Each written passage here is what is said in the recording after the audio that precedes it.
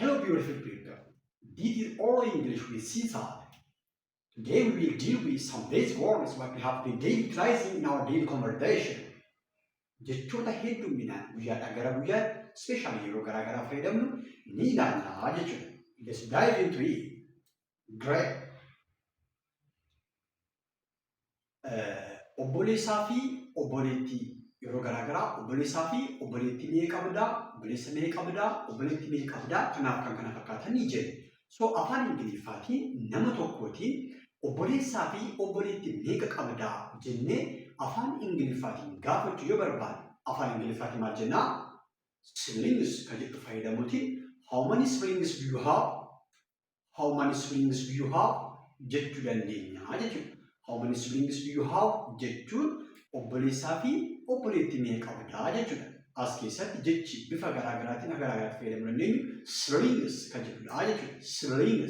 Siblings jechuun obboleessaa fi obboleettii jechuudha jechuudha. Obboleessaa fi obboleettii bakka takkatti sister, brother kan jedhu sana bakka takkatti siblings kan jedhu fayyadamuutiin obboleessaaf obboleettii kan abbaa tokkoof haadha tokkoof osoo hin taane kan garaa garaallee ni hammata jechuudha. So how many siblings do you have? Yoo jenne obboleessaaf obboleettii meeqa qabda jechaa jira jechuudha.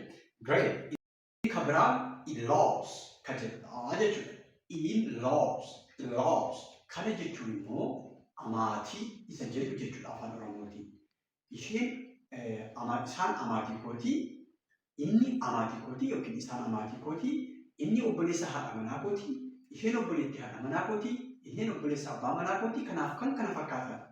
Walumaa galatti in-laws kan jedhu kun isaan kana hundumaaf ni fayyada jechuudha. Kanas sanas jechuu yoo barbaade in-laws kan jedhu kana fayyadamuutiin amaatii kan jedhu kana fayyadamuutiin afaan Ingiliffaatiin haasa'uu dandeenya jechuudha. Great. So amaatii jechuu yoo barbaanne afaan Ingiliffaatiin maal jennaa? In-laws. In-laws. Great. So fakkeenyaaf abbaa haadha manaa koo.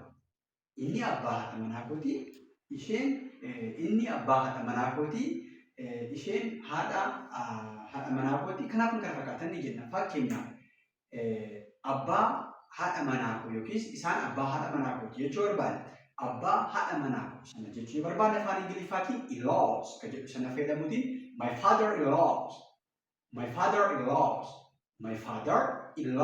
jechuu dandeenya jechuudha. My father-in-laws jechuun abbaa haadha manaa koo jechaa jira jechuudha. Abbaa haadha manaa koo.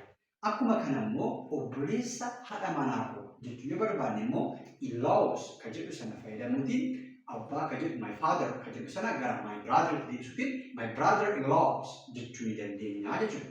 My brother-in-laws. Great. Is it clear?